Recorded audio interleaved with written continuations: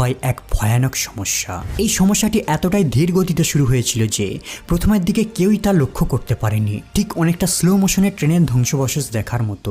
নেকড়ে ছাড়া এলকের জনসংখ্যা ধীরে ধীরে বাড়তে শুরু করে। একটা সময় এদের পপুলেশন নিয়ন্ত্রণের বাইরে চলে যায়। 1990 সালে কেবলমাত্র ইয়েলোস্টোনের উত্তর অঞ্চলেই প্রায় 19,000 এলকের দল ছিল।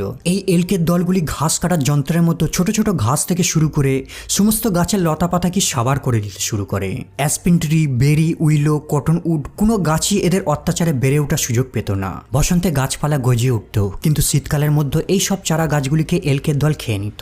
যখন এদের অত্যাচারে জনগণ অতিষ্ঠ হয়ে ওঠে, জনগণ এদেরকে শিকার করে নিয়ন্ত্রণ করার চেষ্টা করতে থাকে। কিন্তু এখানে একটি সমস্যা রয়েছে। নেকড়েরা কেবল এল্কদের শিকার করেই খায় না, বরং এল্কদের আচরণকে পরিবর্তন করে। বিজ্ঞানীরা যাকে ইকোলজি অফ ফেয়ার বলে থাকে, মানে শিকারীরা কেবল হত্যাই করে না, বরং শিকারের মধ্যে শিকার হওয়ার ভয় প্রবর্তিত করে। কিন্তু নেকড়ে না থাকায় এল্করা কোনো ভয়